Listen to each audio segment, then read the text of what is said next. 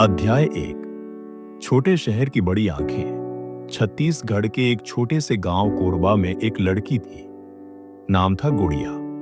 घर मिट्टी का था, छत टपकती थी और स्कूल की फीस भरने के लिए उसके पिता को कभी ईंट भट्ठे पर काम करना पड़ता तो कभी जंगल से लकड़ियां काटनी पड़ती।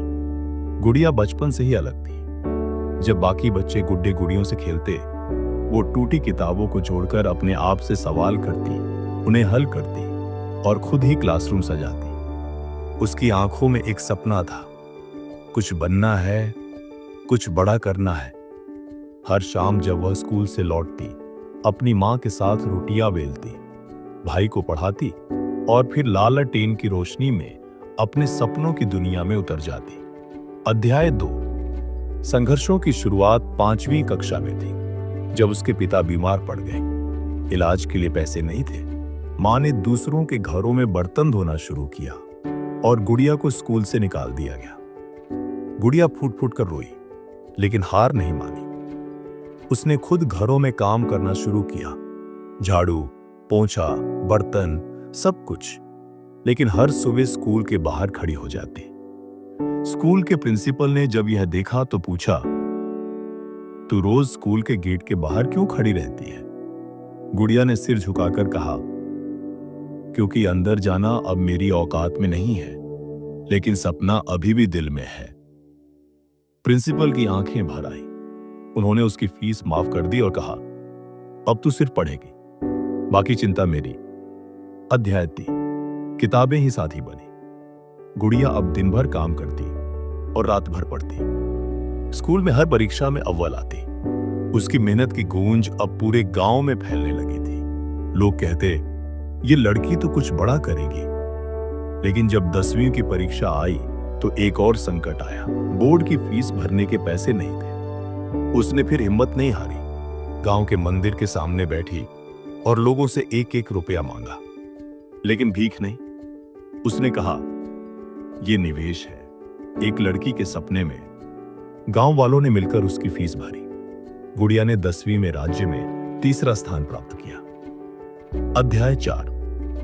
सपनों की उड़ान। अब गुड़िया का सपना था IIT में जाना, लेकिन उसके लिए ना कोचिंग थी, ना इंटरनेट, ना मोबाइल। तब उसने फिर अपना रास्ता खुद चुना। पुरानी किताबें इकट्ठा की, लाइब्रेरी के बाहर खड़ी रहती और YouTube वीडियो सुनने के लिए गांव के कंप्यूटर सेंटर के बाहर कान लगाकर खड़ी हो जाती। कई बार लोग हंसते, ताने देते, एक मजदूर की बेटी इंजीनियर बनेगी, देखो तो कैसे सपने देखती है। गुड़िया सिर्फ मुस्कुराती और कहती, सपना देखने का हक अमीरों का नहीं, हिम्मत वालों का होता है।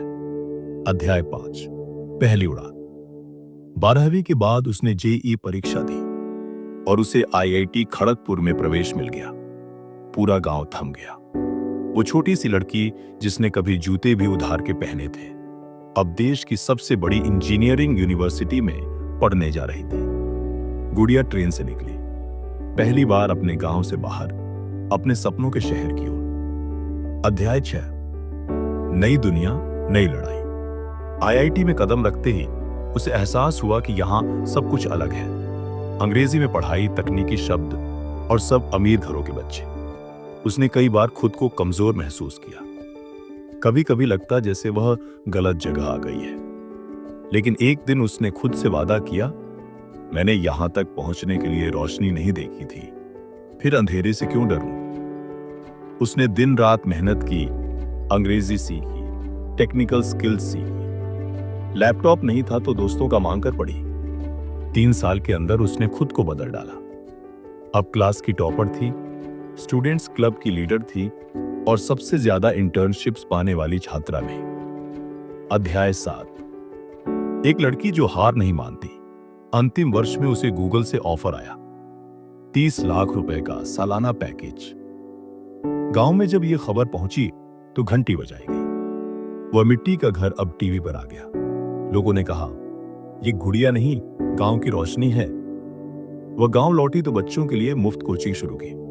हर लड़की को उसने एक पंक्ति लिखकर दी, तू हार सकती है लेकिन थक नहीं सकती। अध्याय 8। गुड़िया की कहानी। आज की प्रेरणा। आज गुड़िया एक सॉफ्टवेयर इंजीनियर है, टेडेक्स स्पीकर है और पूरे देश में लड़कियों के लिए मोटिवेशनल सेशन करती है। उसने small town big dream foundation शुरू की है, जहां सैकड़ों गरीब बच्चों को मुफ्त शिक्षा दी जाती है। उसे एक बार पूछा गया, तुमने कभी हार मानने का सोचा नहीं? गुड़िया मुस्कुराई और बोली, मैं गरीब थी, लेकिन सपनों से नहीं। और जब सपने बड़े हों, तो हालात कितने भी छोटे क्यों ना हो, मंजिल मिल ही जाती है।